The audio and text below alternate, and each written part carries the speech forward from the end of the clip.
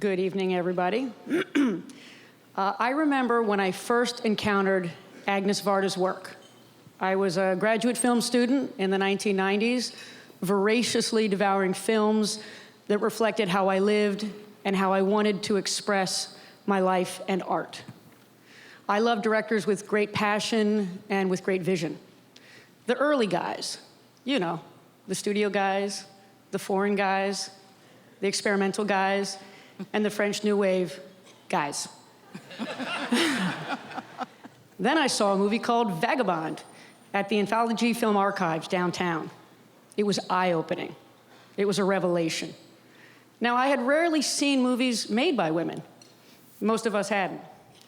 And here was Agnès, imagining and creating female protagonists who were their own people. Like Citizen Kane, Vagabond starts with a death and reconstructs the life behind it.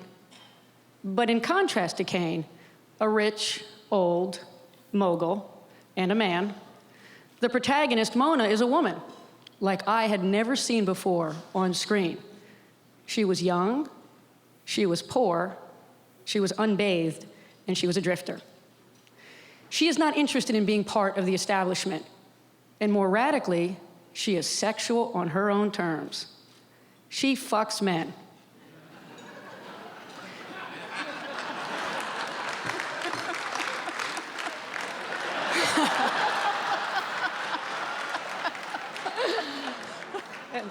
Okay. She fucks men. I'd see that joke work. But refuses to spend any time shaping herself into a female object or a feminine ideal. Academic Molly Haskell says she eluded all claims of men and law. In other words, she didn't give two fucks. Or even one fuck, for that matter. And about what men or society or anybody thought. Keep going. I love Mona. I know, it goes on. Yeah. I love Varda for putting her on screen without justifying her desires and without making her a woman who was trying to break free. Neither Mona nor Varda seemed to be in defiance, trying to be revolutionary. They just were. Varda's frank but still sexy portrayals of human desire on a screen that had been dominated by men galvanized us, particularly female and queer filmmakers, to tell our own stories. Inspired by her, I pushed to create characters who similarly did not give a fuck and lived and loved the way they wanted. So I guess it's thanks to Varda, indirectly at least, that Boys Don't Cry received an X rating. Now, I thought an X rating was great. Most of my heroes had gotten X's. However, I quickly found out it wasn't. Our studio, Fox, who's over there, couldn't. Well, actually, no studio can practically release a movie with an X. The problem was, Brandon goes down on Lana, and the orgasm was too long. So I went to the MPAA, and I pointed out how many men have orgasms in movies. In American Pie, he comes twice in a row. And There's Something About Mary, Stiller ejaculates explosively and ends up in Cameron Diaz's hair. Men were orgasming all over the place, and they were taking a long time to do it.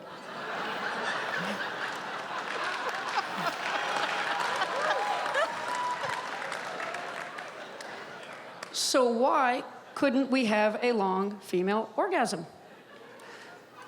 Who has ever been hurt by an orgasm that lasted too long? They had no answer. They're still looking. Varda is to blame. Varda is not only revolutionary in bringing forth uncompromising characters and inspiring many of us to do so, but also in creating the cinematic spaces that allow them to exist. Her character's inner quest, their consciousness rather than a typical hero's journey, shape the form of the film itself. Over her, as she said to me earlier, 62 years, making more than 50 films, she's created radically fierce characters that are still radical today. It's amazing through all this. Agnès has remained true to herself and to her vision. She is a kindred spirit of anyone who seeks to make films about all the places love and sexual longing brings us. And by moving between multiple forms of cinema, documentary, narrative, experimental, long and short, she has pushed the form into wonderful ways, which is why it's taking two of us from two different branches to present her this award. It's yours.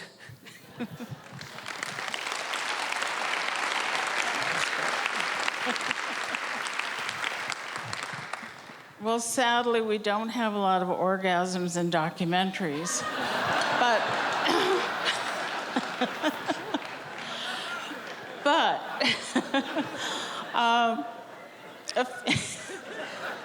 a few years ago, Agnès Varda was being honored by the International Documentary Association.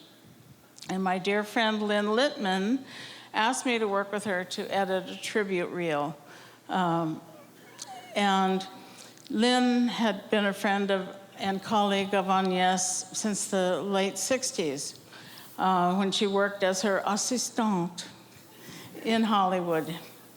And while we were editing the tribute reel, Lynn would regale me with stories about working with Agnès, like the time they were running through the streets of Hollywood. Lynn was schlepping lenses, capturing a demonstration about the Black Panthers for a documentary that Agnès was making about the Black Panthers here in LA.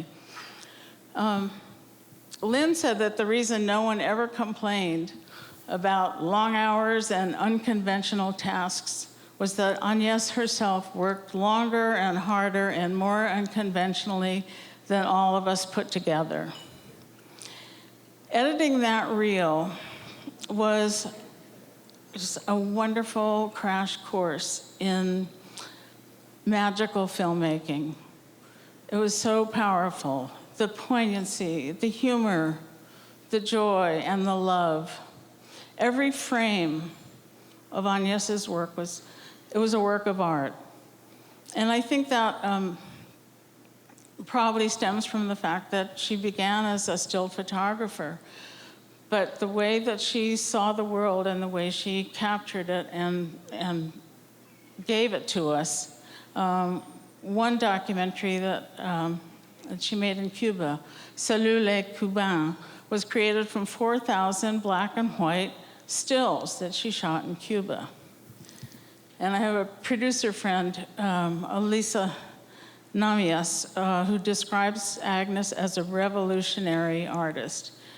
She told me that her Cuban friends who hung out with Agnès in the 60s on the island said she was the sexiest, smartest person they knew, and basically had the whole island mesmerized. Pretty good, huh?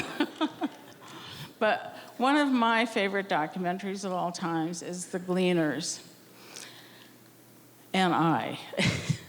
And I love how Agnès described making it. She said, filming, especially a documentary, is gleaning, rummaging, scavenging, things without owners, clocks without hands. Myself, I am just as much a gleaner. Agnès, I thank you for a lifetime of gleaning. We appreciate it.